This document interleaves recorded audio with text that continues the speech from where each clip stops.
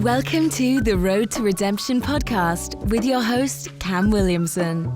Each week, Cam sets out to shatter the labels and stigmas associated with mental health awareness by giving life lessons and raw overviews of events happening around the world. What's going on, guys? Welcome back to this episode of the Road to Redemption podcast. I am, as always, your grateful host, Cam Williamson. I am so terribly sorry if there's an echo. I'm still setting everything up in my new apartment, and I haven't got rugs to kill the echo yet. I'm still waiting on some of my furniture. Sorry, but I'm hoping to give you a little better look than I did last time than just staring at a blank wall, which you're just staring at a lot of them now. Anyway, today I think it's very important, today's message, about looking forward. Not something we talk about a lot here on the Road to Redemption podcast. Usually we're talking about looking what? In the past, at all the bad things we've done, all the mistakes we've made, all the people we've hurt, right? All these things. Well, you can do that. And I believe, probably contrary to popular belief, that there's a time for that. That looking into the past with an analytical eye, not a judgmental eye, is very important. Because let's start here. Because looking into the past is the only way you will be, start to look into your future. If you're willing to look at your past and everyone in it completely non-judgmentally, no one has to be a villain, no one has to be a hero, no one had to have been right, no one had to have been wrong. Everyone can simply have made the choices they made, right?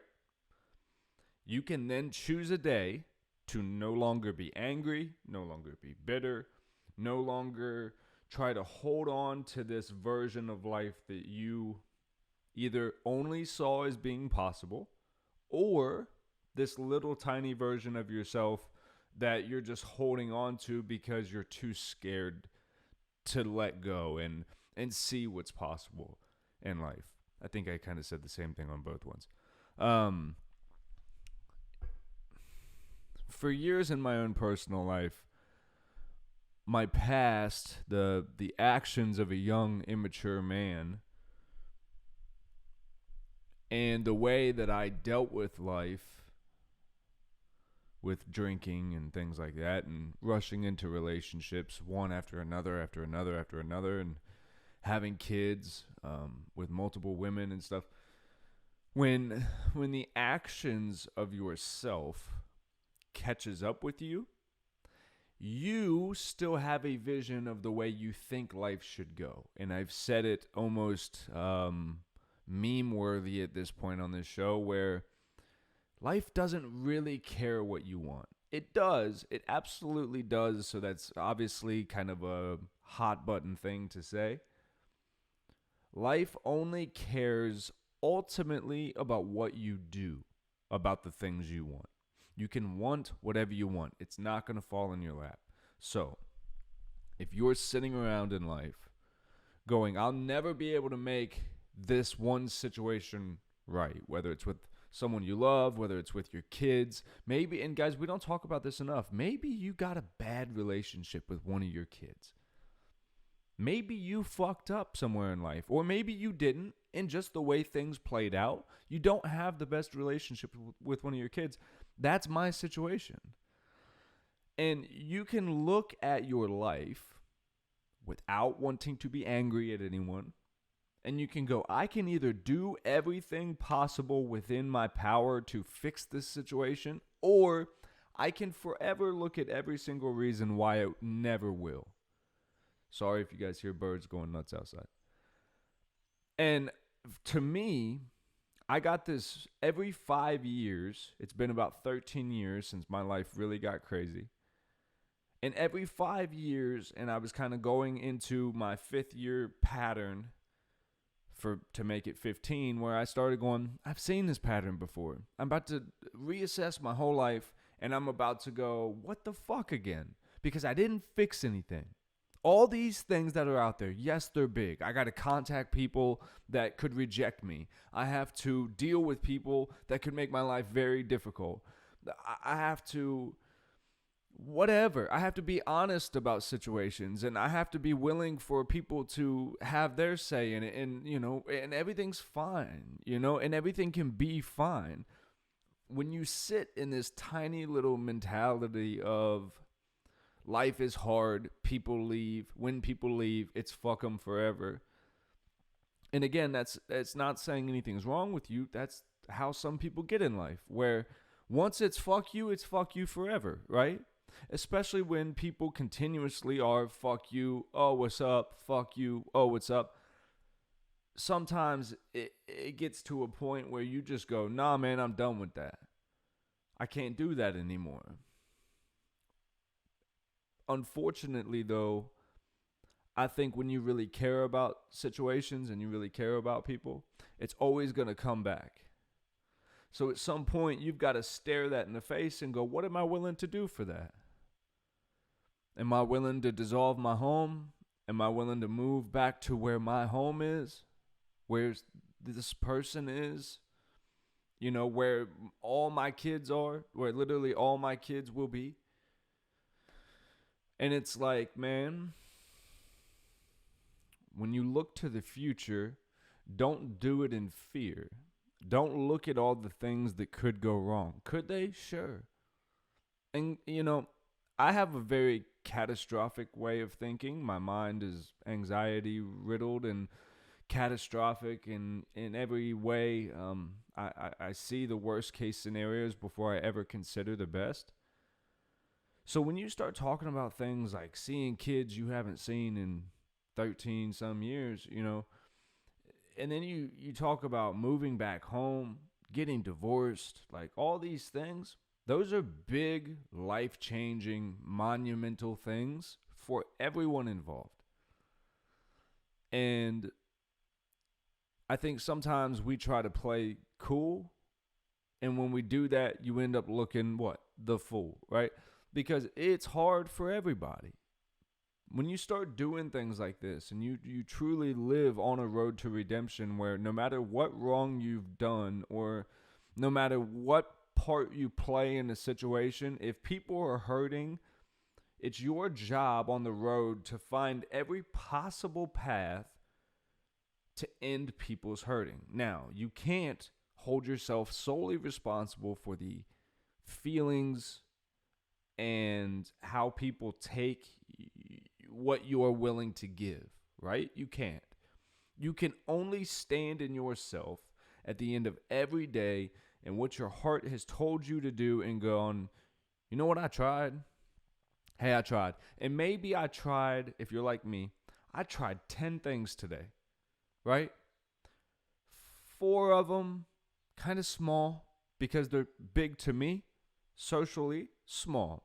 I went out today. I went and did something in public more than go through a drive-through. That's a W for me.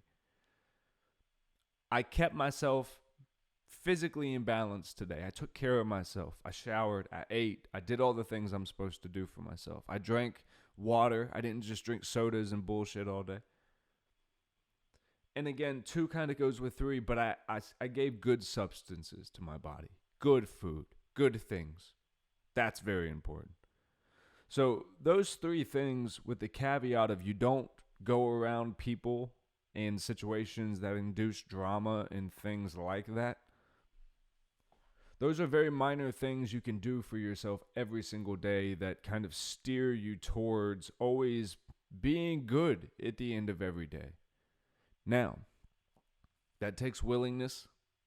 Everything in life, whether we like to accept it or not, you need a dance partner in most of this, so it takes other people. You have to engage. You have to move on. You have to look at situations for what they are and have to see everyone involved and go, look, these people matter. We don't matter. We don't mean nothing to nobody anymore. This matters, right? And then when you can do that, and now I'm speaking as a parent, when you can put your kids' needs and possibility of the best outcome for them ahead of your own fear, ahead of your own possible, like, what ifs and what could go wrongs and things like this, you simply learn to live in a moment and you learn to breathe, right? And when you learn to sit in a moment and you learn to breathe, right? I always have equated it when I speak in therapy to the Iron Man helmet. In my life, the Iron Man helmet pops up all the time, and I got 100 different dialogues. But I don't have whatever that thing's name is, whoever the guy is that he's talking to inside the mask. I don't have that. I just have all the dialogue windows. And sometimes for me, if I don't sit and just breathe for a minute, all these dialogue windows are popping up and they're all showing me different things. Some of them are from the past, some of them are from the future, and some of them are a mixture of the possibilities in between.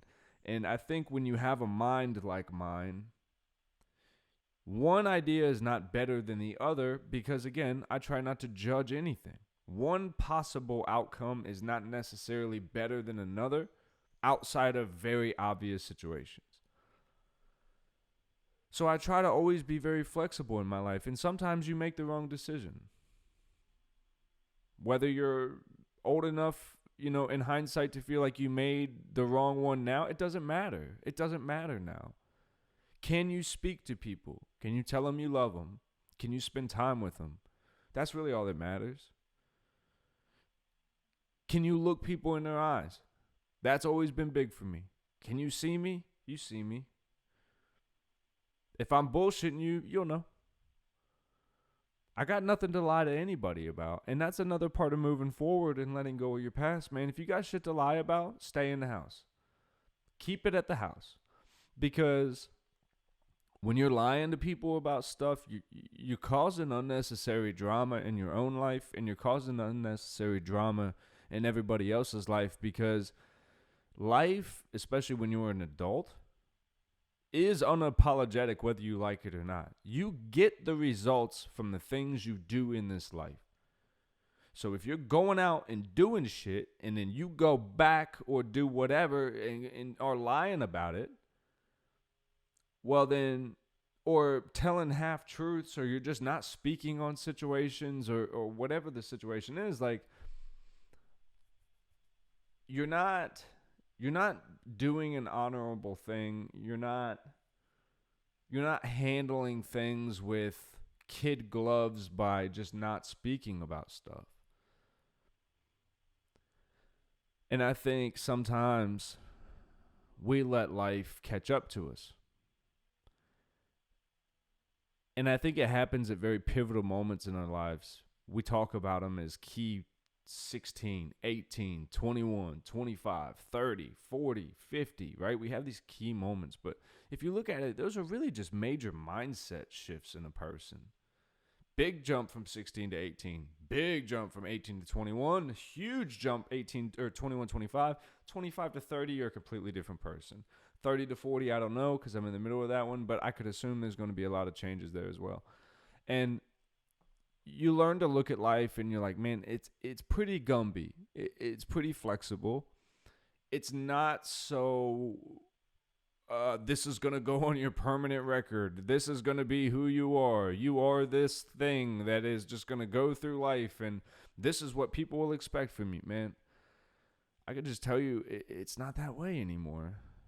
As much as some people may want it to be, it's not. And when you look at life every single day, I ask myself this question: does my life give me a pit in my stomach, or does it make my heart flutter with joy?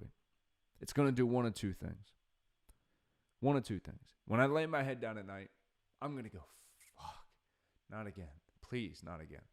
Or I'm going to lay my head down and go, shit's good. I'm grateful today. And I'm not saying you can't have a gratitude practice when you're sitting there going, fuck, man, please. And you can count 3 things in the room that you enjoy, or you could light a candle that brings you comfort, and you could be grateful for that. But I'm just telling you, man, like, there's a lot of us that got beat up for a really long time and had gratitude for a really long time. And your time only starts to change into the positive swing of things when you look and you take the Iron Man helmet and you make the decision, Jarvis is the thing's name. And see, you got to learn to identify some of this. And you got to go, Jarvis, shut it down. Shut it down. Give me half right now. And maybe you need half for a year or two. So you can even just assess that half. And go, okay, I need to move this, shut that, expand this one. Let me really look into this one. And then, however long it takes you to get through this, then you can go, all right, Jarvis, I'm ready for the rest of that. Now, that doesn't mean life stops and things aren't still backfilling on that back on the other side, but you can deal with all this. Now, remember, you're a human being. You're not Iron Man. You get 24 hours in a day. You need sleep. You need food. You deserve peace. You don't let people come at you 24 hours a day, especially if you're trying to live a grand life. You're trying to make things right. You're trying to have a career that's outside of the ordinary scope of things, and you're trying to be there for people. That's very hard. And it can be very easy to be someone that just runs yourself to death. It's a choice, though. But we're going to choose to take care of ourselves so we can look forward. And the road to redemption could be a positive thing, not a negative thing. Got a lot of good stuff coming up. I hope very much to talk with you guys about it. I hope very much to get this thing back in a normal swing. My kiddo will be back very soon. I'm missing her desperately. I've been kind of a weird headspace without her.